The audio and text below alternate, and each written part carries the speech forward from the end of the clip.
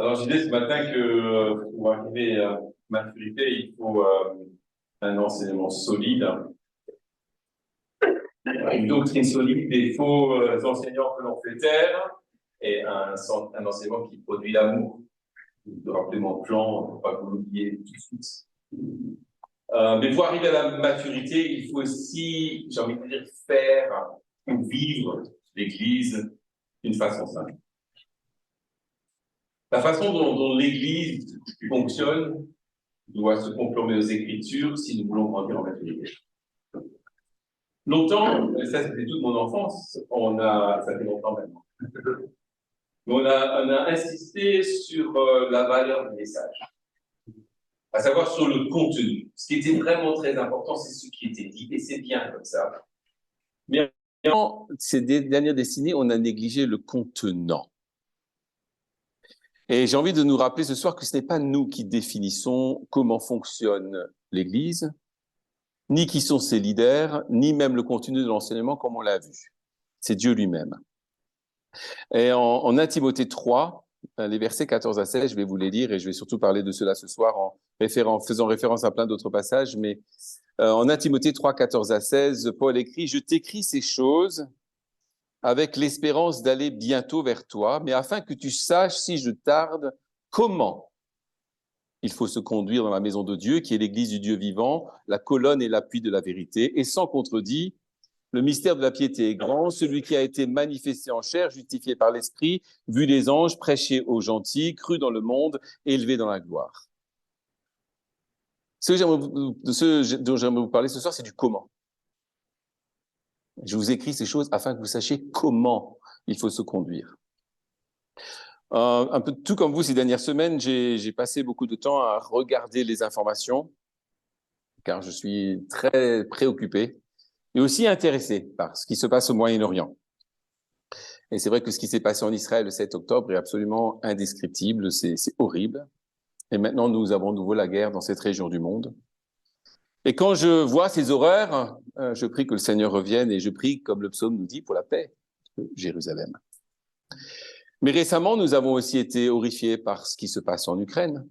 Nous avons eu pendant quelque temps une dame qui venait dans notre église, elle était ukrainienne, elle était hébergée par une famille de l'église, et là récemment, elle a envoyé une photo.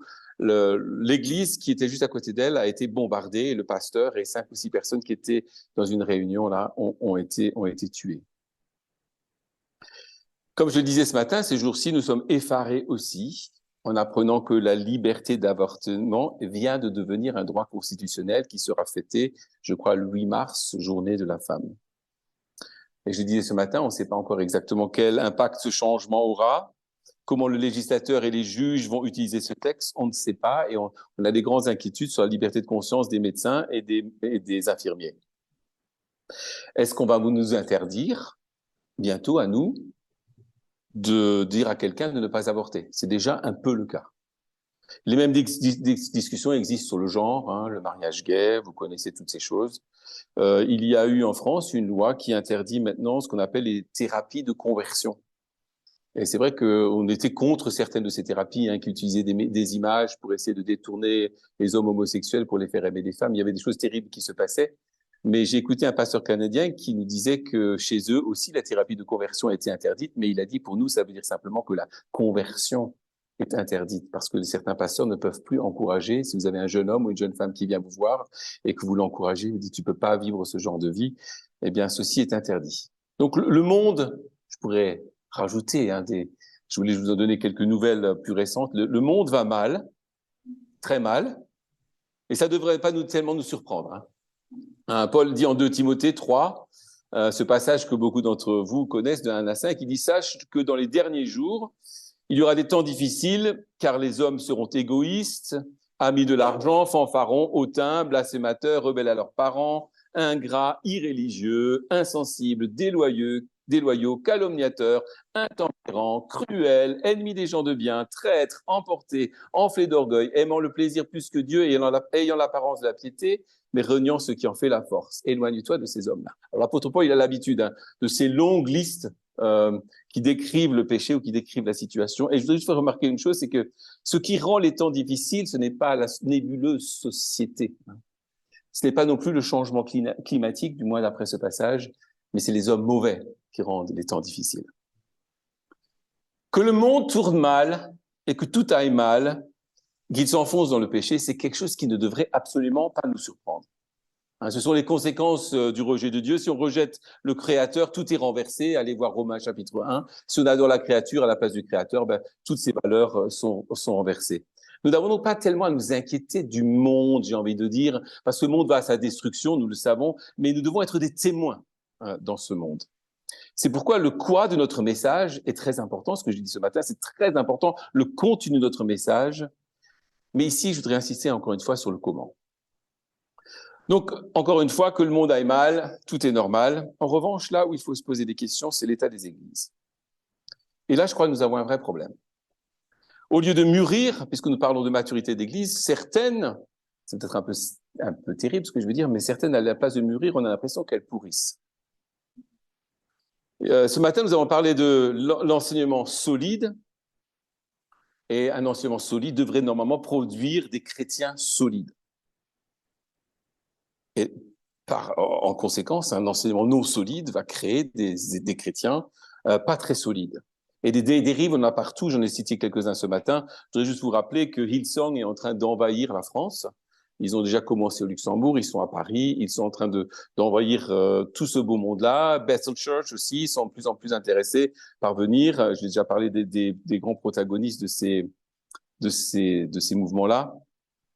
Et j'ai envie de dire que les dérives sont pas seulement dans l'enseignement de ces églises, mais surtout dans leur méthodologie et la conduite sur la façon de faire le culte. Il y a quelques années, j'étais invité à être le conférencier d'une conférence missionnaire en Allemagne. Juste là, il faut que je fasse un petit mea culpa pour être tout à fait transparent avec vous. C'est que, à cause de la conférence, ça me revient. Steve m'a appelé il y a quelques mois pour me dire est-ce que tu veux être bien le conférencier, l'orateur pour la pastorale. Et j'ai assez rapidement dit oui, et j'ai oublié de faire une chose que je fais toujours. Normalement, je mets ça dans Google Agenda, et Google Agenda m'envoie un mail 2 mois avant, 1 mois avant, etc. Et j'ai zappé. J'ai oublié, je vous ai oublié, donc je vous demande pardon de vous avoir oublié.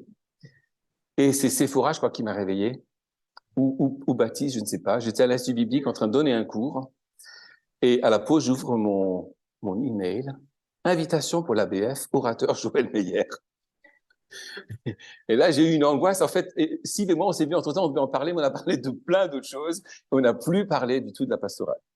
Enfin bon, voilà. Comme ça, vous savez, parce que je l'ai confié à quelques frères et un frère bien aimé de Strasbourg qui m'a envoyé un mail rigolo ce week-end pour me dire « T'oublies pas, hein, tu dois aller à la Rhôde ».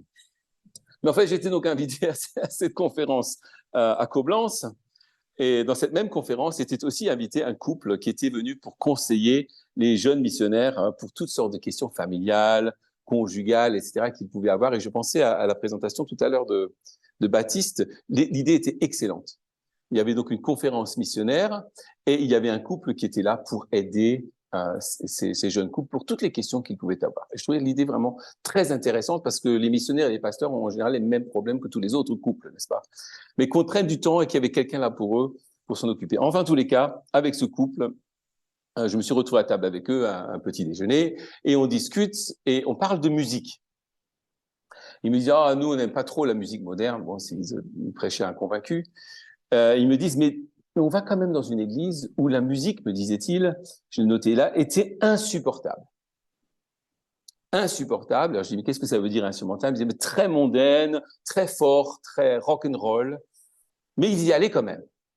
Alors, j'aurais demandé, mais pourquoi y allez-vous quand même? Et ils m'ont expliqué qu'ils restaient dans cette église car l'enseignement du pasteur était très bon, car il exposait bien la Bible. Je ne veux pas parler vraiment de genre de musique ici, mais je me suis demandé, est-ce que c'est compatible d'annoncer un message sain et en même temps de chanter sur la musique mondaine et charnelle? Et en les écoutant, je me suis demandé, qu'est-ce qui va gagner dans ce combat? Le pasteur va pouvoir prêcher la sainte doctrine encore quelques temps, mais quelqu'un va gagner. Et j'imagine que c'est pas lui, ou du moins pas son enseignement. En pensant à cette incompatibilité, j'ai pensé à l'apôtre Paul lorsqu'il a parlé du parler en langue. Il a utilisé cette illustration que je trouve très intéressante en 1 Corinthiens 14, 7 et 8. Il disait « Si les objets inanimés qui rendent un son comme une flûte ou une harpe ne rendent pas des sons distincts, comment reconnaîtra-t-on ce qui est joué sur la flûte ou sur la harpe? Et si la trompette rend un son confus, qui se préparera au combat ?» On peut rendre un son confus dans notre culte. On peut avoir un bon message, mais dans un contexte qui n'est pas sain. Et ça donne un son confus. Il y a un monsieur, un jour, j'allais visiter une église, je ne vais pas vous dire laquelle, et j'étais un peu gêné à cause de la musique. Et c'était la première fois que ça m'est arrivé. J'étais assis tout devant et je ne savais pas ce qui allait vraiment se passer. Et lorsque j'ai entendu la musique, c'est la première fois que je me suis dit dans ma vie, est-ce que tu vas pouvoir te lever là et prêcher? Et je l'ai fait parce que j'étais invité pour cela. Et en sortant, il y a un monsieur qui a dû voir un peu ma gêne et il m'a dit, vous savez, chez nous, c'est enregistré ça. Alors, je vais le dire un petit peu autrement que ce que j'avais marqué là parce que j'avais noté ces paroles, mais il a dit quelque chose du type, chez nous, la musique fait plus bouger les corps que les cœurs. Et j'ai trouvé ça vraiment très intéressant. Bon, quelle que soit la position que l'on prenne sur la musique, il faut se demander si elle est différente, si elle est mise à part pour le Seigneur. Est-ce que nous rendons un son confus pour ceux qui nous écoutent et nous regardent? Est-ce que la vie de l'Église, son organisation, ses ministères, son culte sont compatibles avec le message que nous annonçons? S'il y a incohérence, je crains que ce soit le message qui va finir par en pâtir. Et si le message en pâtit, c'est donc la maturité de l'Église qui va en pâtir. Donc 1 Timothée nous donne quelques pistes pour une méthodologie, me semble-t-il. Comme on l'a déjà dit ce matin, Paul n'était pas sûr de pouvoir venir voir Timothée à Éphèse, c'est pourquoi il lui a écrit cette lettre. Et il voulait être sûr que Timothée sache comment on se comporte dans l'Église. Et je reste convaincu, comme je le dis ce matin, que ce que Paul a écrit à Timothée est toujours vrai pour nous. Notre conduite doit révéler le Dieu que nous servons et elle doit pointer vers Christ. Ce que nous faisons en tant que chrétiens individuels et en tant qu'Église doit être conforme au caractère du Dieu que nous servons. Rappelez-vous, on l'a dit ce matin, la maturité, c'est de devenir comme Christ. Alors, dans 1 Timothée 3, 14 à 16, il explique d'abord, à mon avis, la nécessité d'une conduite sainte ou pieuse dans l'Église. Et ensuite, il donne la source et la clé de cette conduite. Je ne sais pas si vous avez remarqué à la lecture, lorsqu'on lit ce passage, on a un peu un sentiment d'urgence dans les paroles de Paul. Et il ne pouvait pas attendre de retourner à Éphèse avant de lui dire. Il aurait pu dire, je vais traiter ce problème de conduite quand je viens la prochaine fois. Sauf qu'il n'était pas sûr de venir et il ne savait pas dans combien de temps. Donc, il y a une forme d'urgence. Il voulait absolument que Timothée, son protégé, sache ce qu'il devait faire. Et je pense que nous, comme j'ai déjà dit, on doit être reconnaissant à Dieu que Paul ait écrit cette lettre pour nous donner les lignes directrices sur la manière de faire l'Église et de se conduire dans l'Église. C'est un sujet, je pense, d'une extrême importance et nous ne le traitons pas assez. On ne se remet pas assez en question, on ne remet pas assez en cause nos façons de faire. Nous rentrons très vite dans une forme d'habitude. On fait les choses par habitude sans se poser vraiment les questions pourquoi on les fait. Mais parce que notre Dieu est saint, notre conduite doit l'être également. Si le contenu de notre message doit être saint, le contenant doit l'être aussi. C'est pourquoi la question du culte est très importante. Comme j'aime le répéter à nos gens dans l'Église, si les visiteurs qui assistent à nos cultes et à nos rencontres, à tous nos ministères, doivent entendre et voir quelque chose qu'ils n'entendent pas et qu'ils ne voient pas dans le monde. Lorsqu'ils viennent chez nous, ils doivent entendre et voir quelque chose qui n'existe nulle part ailleurs. Cela signifie que ce que nous faisons et la manière dont nous le faisons lorsque nous nous réunissons pour adorer le Seigneur et le servir doivent être différents de toutes les autres activités que nous menons. Ça ne peut ressembler à rien de ce que le monde produit, car nous ne sommes pas du monde. Et c'est pourquoi nous sommes soumis à des règles spirituelles. Mais là encore, heureusement, la parole de Dieu ne nous laisse absolument pas dans l'ignorance. Là, la parole de Dieu nous enseigne comment nous pouvons adorer Dieu d'une façon sainte. Et quand je dis quelque chose de différent, c'est évidemment, c'est saint. C'est mis à part pour Dieu. C'est pour ça que notre musique, la réflexion de la musique que nous utilisons, elle doit être différente. La musique que l'on entend à la radio ne doit pas être la même, à moins d'être une radio chrétienne. Mais je parle de RTL, Europe 1 ou toutes ces grandes stations que nous écoutons. Ça peut pas être la même que celle que j'écoute à l'église. Ce que j'entends à la radio, ça peut pas être la même chose que ce que j'entends à l'église. Ce que nous faisons à l'église, c'est mis à part pour Dieu, pour glorifier Dieu, et ça suit les directives spirituelles et non pas les directives charnelles. C'est pour ça que j'aimais bien la réflexion de ce frère. Ce que nous faisons doit faire bouger nos cœurs, et rien d'autre. Dans les 3 premiers chapitres de 1 Timothée, et là je vais compter sur vous pour vous rappeler un peu du contenu, parce que si je lis les 3 chapitres, je vais vous tenir jusqu'à minuit. Mais dans les 3 premiers chapitres, Paul avait déjà donné des directives claires sur la conduite à tenir dans l'Église, et je voudrais en résumer quelques-unes juste pour rafraîchir la mémoire. Le chapitre 1, on l'a un tout petit peu vu ce matin. Très bien, on a dit que l'Église doit accepter les enseignements de l'apôtre comme faisant autorité. Donc, dans l'Église est prêchée la parole de Dieu. Ça, c'est une méthode, n'est-ce pas? C'est la prédication fait partie de l'adoration, du culte. C'est la parole de Dieu qui fait autorité. C'est elle qui est prêchée. Et je voudrais insister sur un petit point que j'ai peut-être pas suffisamment souligné ce matin, c'est qu'elle est suffisante. On n'attend pas une révélation extraordinaire dans le culte. La révélation, nous l'avons là dans la Bible.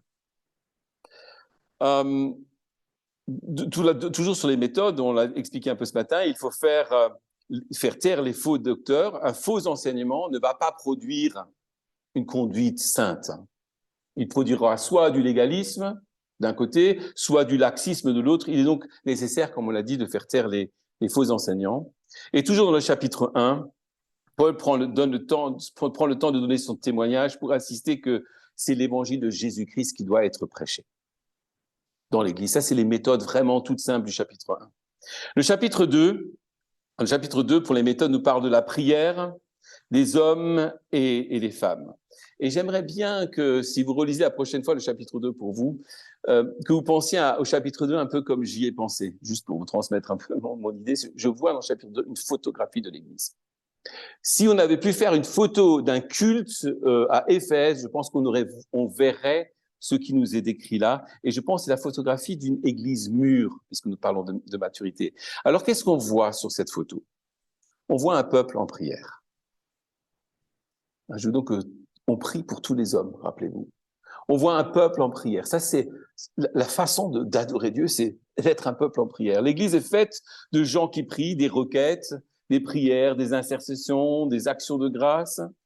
Et ça nous rappelle, parce que Paul le met là en début, que la prière est l'une des activités principales de l'Église. Prier pour tous les hommes, pour les dirigeants du monde.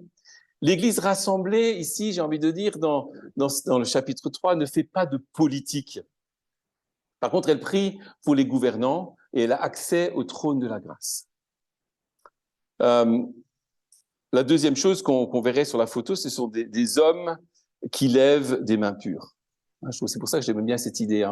Quand tu lis le chapitre 2, tu veux compris pour tous les hommes. Après, on voit des mains des hommes qui lèvent des mains. Donc, ce sont des hommes qui conduisent l'Église dans la prière.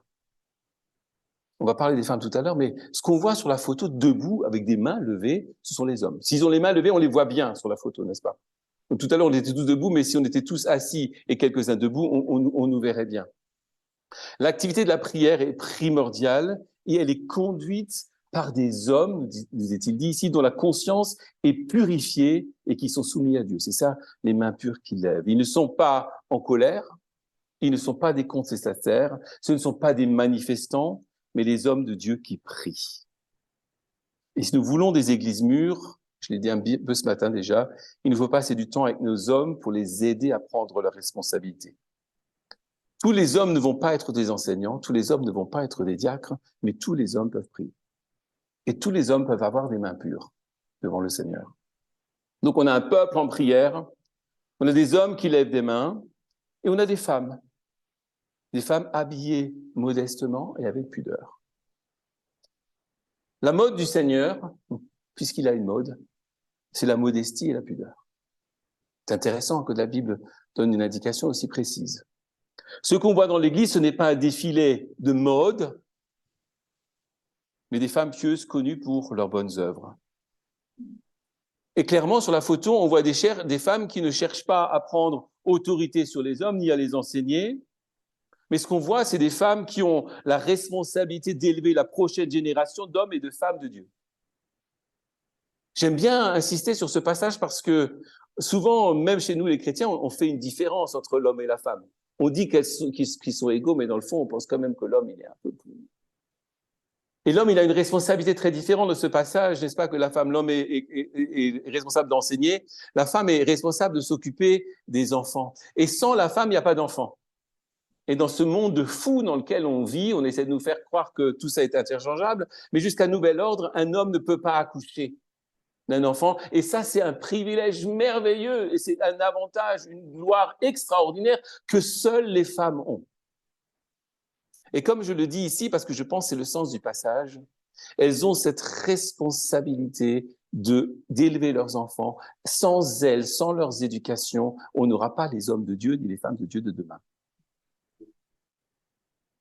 C'est comme ça que l'Église doit fonctionner. Donc la méthodologie est vraiment importante là dans le culte et dans l'Église. On a des hommes debout avec des mains pures qui prient, qui dirigent l'assemblée dans la prière. On a des femmes assises, modestement vêtues, reconnues pour leurs bonnes œuvres et qui sont engagées dans l'éducation des enfants de la génération qui suit. Une église mûre, je pense, ressemble à cette photo. Chapitre 2. Chapitre 3. Normalement, il faudrait tout lire, mais je vous fais grâce. Paul donne encore des directives là sur les leaders de l'Église. Vous connaissez tous, je pense, messieurs, les qualificatifs des anciens. Chaque fois que je le relis, je tremble un petit peu. Les anciens ou les pasteurs doivent être des hommes hautement qualifiés, sur le plan spirituel, sur le plan familial et sur le plan social. Et sur le plan professionnel, ils doivent être capables d'enseigner. Hier, nous avons dit que c'est Jésus qui donne les dons. Ici, nous voyons comment on reconnaît ce que Dieu nous a donné. Juste une chose là sur les pasteurs et sur les églises en France en général, sur la méthode. On en parlait autour de la table.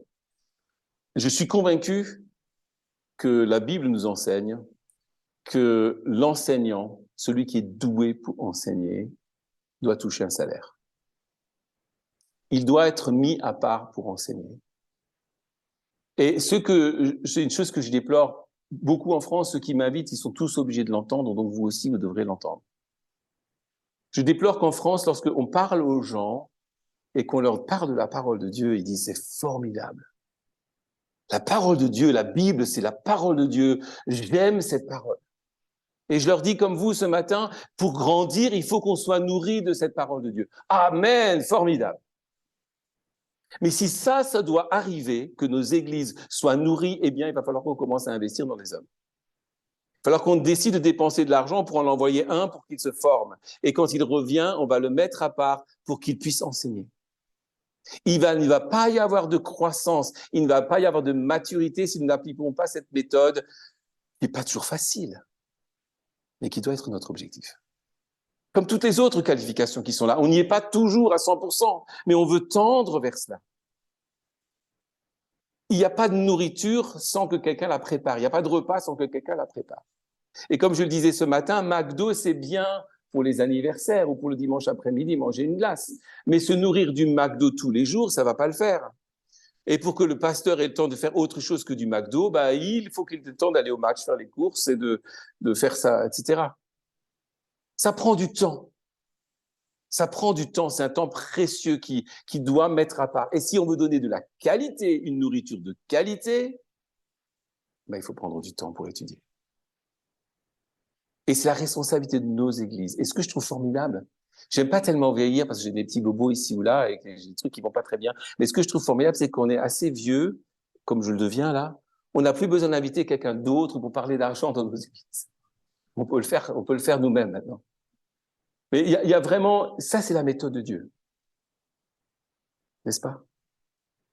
L'ancien qui enseigne bien, mérite le double honneur. Timée. Honneur plus honoraire. Il est honoré comme tous les autres, mais en plus, le double honneur, c'est pas le double salaire. Hein.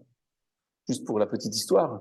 J'ai lu, quand j'ai étudié ce texte il y a quelques temps, j'ai lu un commentateur qui disait qu'au Moyen-Âge, ça voulait dire que les repas fraternels, le pasteur, il avait le droit à double portion. Je voulais vous le partager, mais ça, c'est la méthode de Dieu. Et dernière petite chose, je vous partage ça un peu comme c'est sur mon cœur, parce que ça me fâche un petit peu quand j'ai certaines discussions que j'ai, c'est que on espère que le pasteur, on pourra lui faire le salaire minimum. Vous savez ce qu'on fait lorsqu'on fait ça? On rend l'Église dépendante de la femme du pasteur.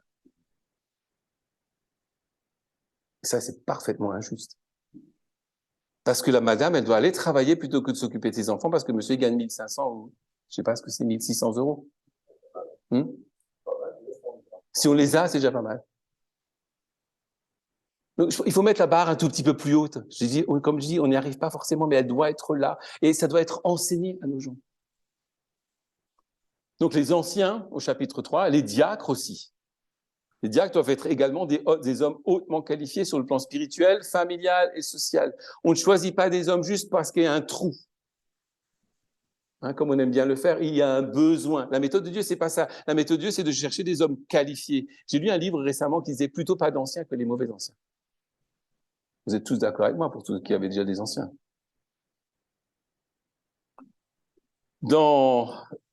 Ça, c'est les lignes directrices qu'il a données pour la conduite d'Église dans les premiers chapitres. Il en donnera d'autres, vous pouvez les lire dans les chapitres suivants. Il expliquera comment les veuves doivent être honorées dans l'Église, enfin les veuves qui n'ont plus de famille, comment les anciens doivent être choisis et honorés. Et ça m'a fait beaucoup réfléchir. Il va pas trop vite. Regarde un homme d'abord, essaie de le connaître. Les péchés de certains sont évidents tout de suite. Bon, voilà, c'est réglé, mais pour d'autres, ça se voit un peu plus tard. Prends ton temps avant d'imposer tes mains rapidement à quelqu'un. Et là, je vois une confusion de plus en plus grande. On est tellement pressé d'avoir quelqu'un qu'on va prendre quelqu'un juste pour avoir quelqu'un. Et ce qu'on ne se rend pas compte, c'est qu'on va mettre ce jeune homme en danger et on met l'Église en danger également. Il explique comment les esclaves et les maîtres chrétiens doivent se convertir, doivent se comporter en tant que chrétiens, comment les riches doivent se comporter. Il va donner toute une série de choses que je n'ai pas le temps de développer avec vous là, mais tendre vers la maturité, c'est tendre vers ces choses. Ne pas se satisfaire de ce qu'on a, mais c'est-à-dire, je veux aller un peu plus. Je veux que mon Église ressemble à ce qui est décrit ici. Je voudrais si on faisait une photographie de mon Église, elle devrait ressembler à ça. Il y a du travail, mais les pasteurs, c'est pour ça que le Seigneur nous a mis dans l'Église.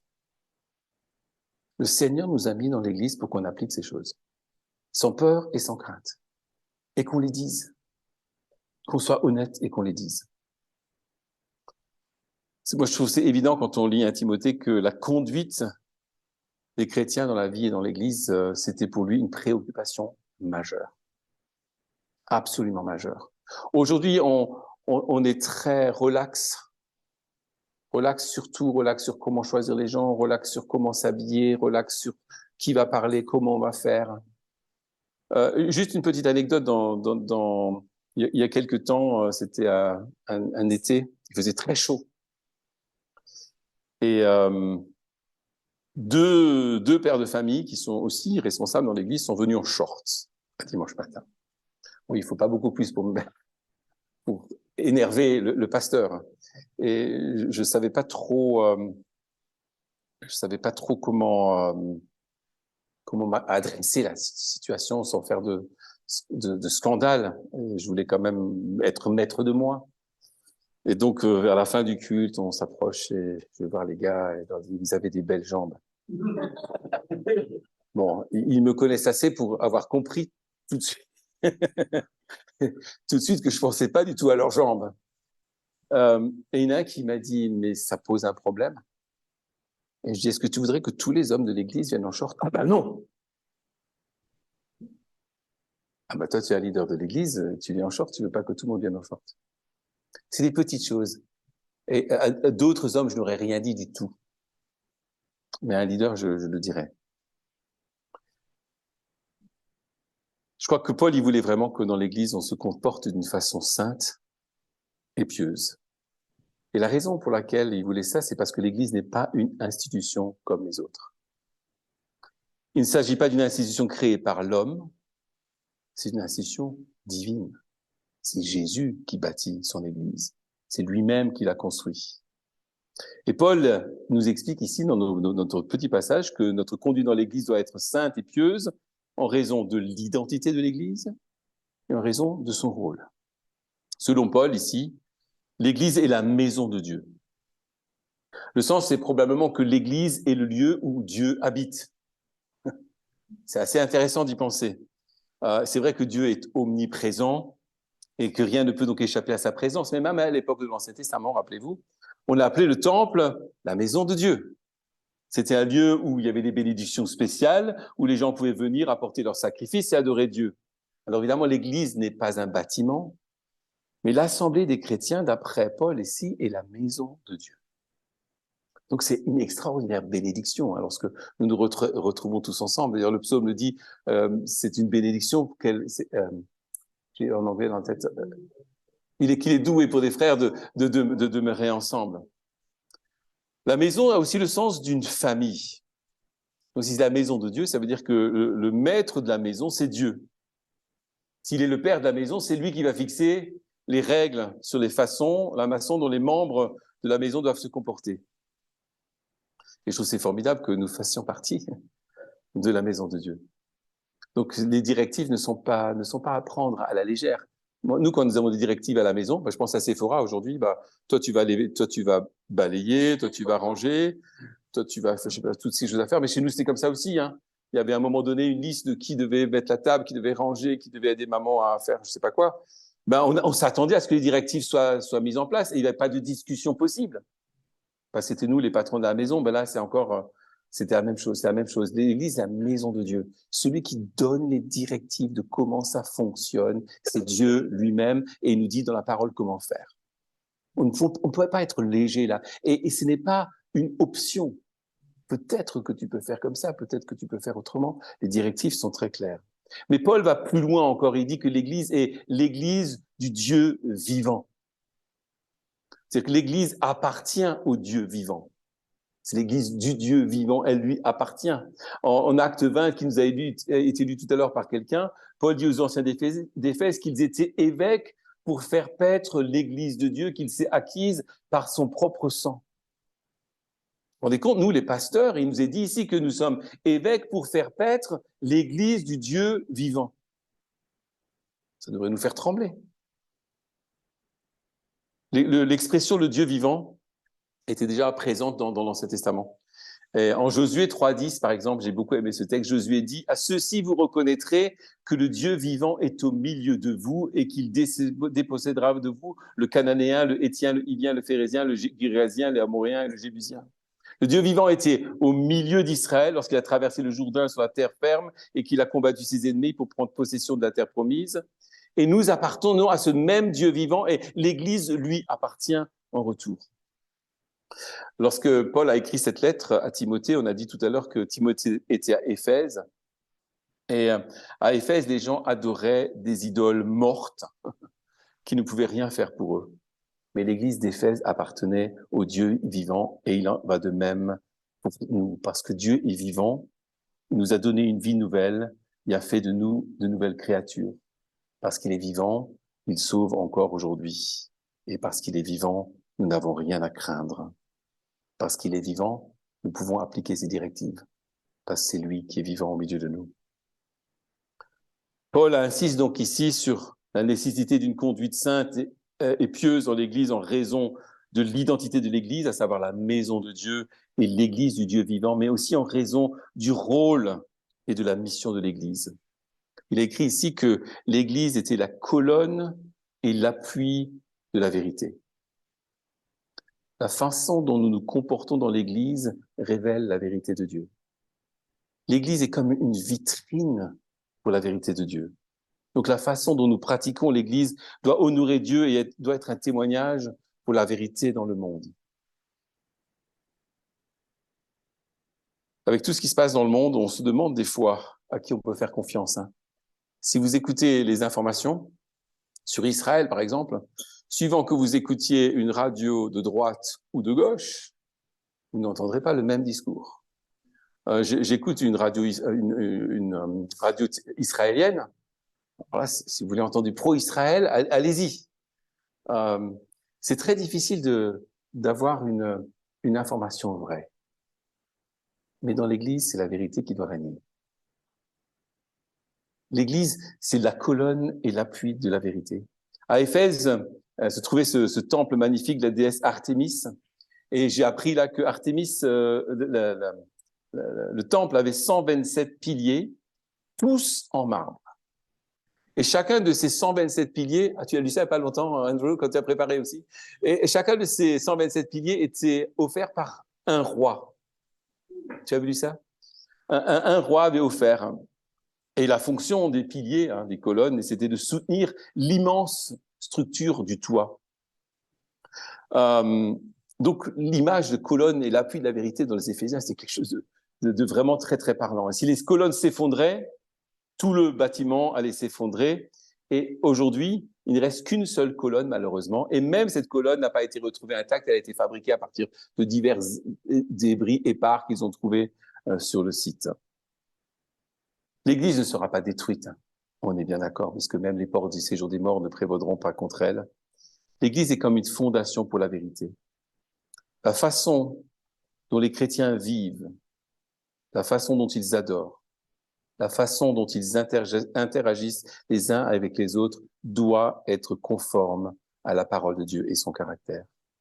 Les incroyants doivent voir que notre Dieu est un Dieu vivant, par la manière dont nous vivons et par la façon dont nous adorons. Ils doivent voir quand ils viennent que nous avons une véritable communion avec lui, que nous lui parlons et que nous écoutons sa parole.